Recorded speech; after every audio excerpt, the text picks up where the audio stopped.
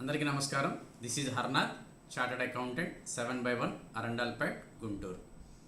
Friends, గత వీడియోలో అసలు ఇన్కమ్ ట్యాక్స్ రిటర్న్స్ ఎలా ఫైల్ చేసుకోవాలి, దానికి ఏమేమి డాక్యుమెంట్స్ కావాలి, ఏ ఇన్ఫర్మేషన్తో దాన్ని క్రాస్ వెరిఫై చేసుకోవాలి, ఎప్పటి లోపల ఫైల్ చేసుకోవాలో తెలుసుకున్నాం.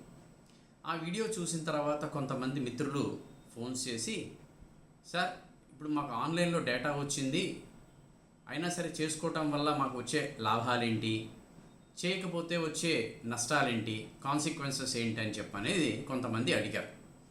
సో వాళ్ళ కోసం అని చెప్పని ఈ వీడియో చేస్తున్నాం.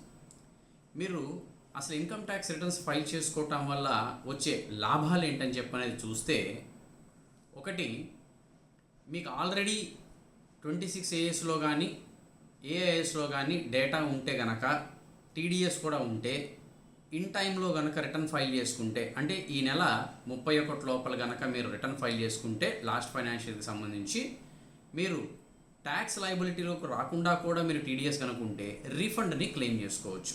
అది వితిన్ ద టైం లోపల చేసుకుంటే కనుక మీకు రీఫండ్ కూడా వస్తుంది. అలా కాదు, ఈ నెల తర్వాత కనుక మీరు ఫైల్ చేసుకుంటే 5 లక్షల రూపాయల కంటే తక్కువ ఇన్కమ్ ఉన్న వాళ్ళకైతే 1000 రూపాయలు లేట్ ఫీజు, 5 లక్షల కంటే దాటి కనుక ఇన్కమ్ కనుకుంటే 5000 రూపాయలు లేట్ ఫీజు అనేది పే చేయాల్సి వస్తుంది. ఇంకొకటి, చాలామందికి shares and mutual funds transactions చేస్తున్నారు. వాళ్ళకి వాటిల్లో లాసెస్ అని చెప్పనేది కొంతమందికి వస్తుంటాయి. అది ఫ్యూచర్స్ అండ్ ఆప్షన్స్ అవ్వచ్చు, ఆర్ బిజినెస్ లాస్ అవ్వచ్చు, ఇంట్రాడే అవ్వచ్చు, హోల్డింగ్లో అవ్వచ్చు, ఏదైనా సరే. అలాంటప్పుడు ఆ క్యాపిటల్ లాసెస్ మీద ట్యాక్స్ అయితే కట్టక్కర్లేదు, కానీ మీరు ఇన్ టైంలో అంటే జూలై 31 లోపల రిటర్న్ ఫైల్ చేసుకుంటే ఆ లాస్ని క్యారీ ఫార్వర్డ్ చేసుకోవటం వలన నెక్స్ట్ ఇయర్లో ఏమన్నా క్యాపిటల్ గెయిన్స్ కనుక వస్తే వాటితో సెట్ ఆఫ్ చేసుకునే అవకాశం వస్తుంది. అప్పుడు మనకి ట్యాక్స్ ప్లానింగ్ చేసుకునే అవకాశం వస్తుంది. కానీ ఈ బెనిఫిట్ రావాలి అని అంటే వితిన్ ద టైం లోపల రిటర్న్ అనేది ఫైల్ చేయాలి. తర్వాత మీరు ఏదైనా ఇన్కమ్ ట్యాక్స్ ఇన్సూరెన్స్ పాలసీస్ ఏదైనా కావాలి అన్నా, లేదు గవర్నమెంట్ టెండర్స్కి ఏదైనా వెళ్తున్నా, బ్యాంక్ లోన్స్ ఏదైనా కావాలి అన్నా, బ్యాంకు వాళ్ళు కానీ ఇన్సూరెన్స్ కంపెనీ వాళ్ళు కానీ అందరూ కూడా మీ ఇన్కమ్కి ఆధారంగా ఇన్కమ్ ట్యాక్స్ రిటర్న్స్ అడుగుతారు. అది కూడా 3 సంవత్సరాల ఇన్కమ్ ట్యాక్స్ రిటర్న్స్ అడుగుతారు. కాబట్టి ఇన్కమ్ ట్యాక్స్ రిటర్న్స్ వేసుకోవటం వలన ఈ బెనిఫిట్స్ కూడా ఉంటాయి. ఎందుకంటే భవిష్యత్తులో మీకు ఎప్పుడు లోన్ తీసుకోవాల్సిన అవసరం వస్తుందో, లేదా ఒక ఇన్సూరెన్స్ పాలసీ తీసుకోవాల్సిన అవసరం వస్తుందో, లేదా ఒక క్రెడిట్ కార్డు ఆర్ గవర్నమెంట్ టెండర్కి ఏదన్నా వెళ్ళాల్సి వస్తుందో, ఏ అవసరం వస్తుందో తెలియదు. సో రెగ్యులర్గా వేసుకోవటం వల్ల ఈ బెనిఫిట్.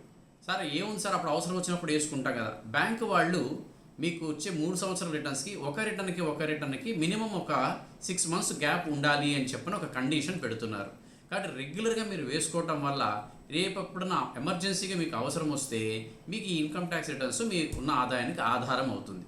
అండ్ అంతేకాకుండా మీరు సంపాదించిన అమౌంట్ని ఎక్కడో చాట, అది బ్యాంకుల్లో ఎఫ్డీలు గాను, లేదా ల్యాండ్స్ మీదో, బిల్డింగ్స్ మీదో, గోల్డ్లోనో ఎక్కడో చాట ఇన్వెస్ట్మెంట్ చేస్తారు.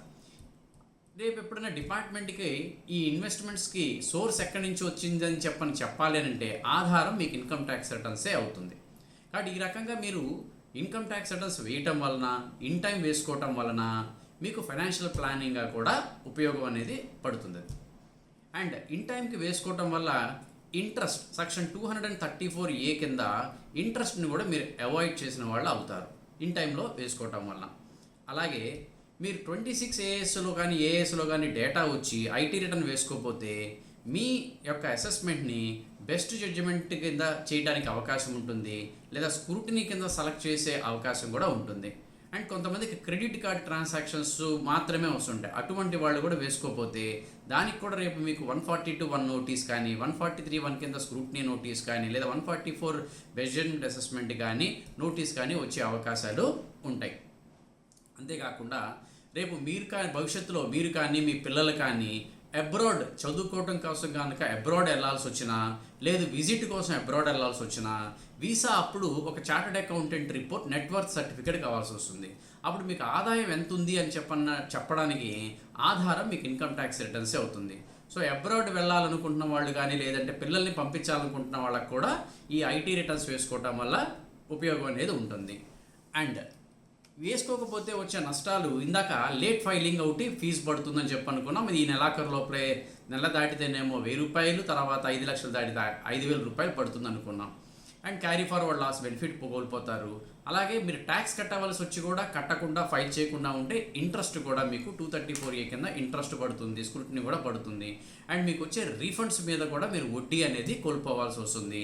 అండ్ మీకు ఇన్కమ్ ప్రూఫ్లకి ఏదైనా సబ్మిట్ చేయాలన్నా కూడా ఉండదు. కాబట్టి ఫ్రెండ్స్, సో అందరూ కూడా మీరు ఐటీ రిటర్న్స్ వేసుకోండి.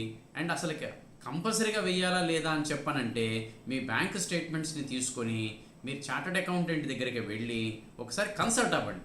అతను చెప్తారు మీకు అసలు మీరు ఐటీ రిటర్న్స్ వేయాలా, అసలు వేయాల్సిన అవసరం లేదా, వేయాల్సి వస్తే మీరు ఏమైనా ట్యాక్స్ కట్టాలా, ఆల్రెడీ ఏమైనా టీడీఎస్లు ఉన్నాయా, వాటికి రిఫండ్స్ ఏమైనా వస్తాయా అని చెప్పని తెలుస్తుంది.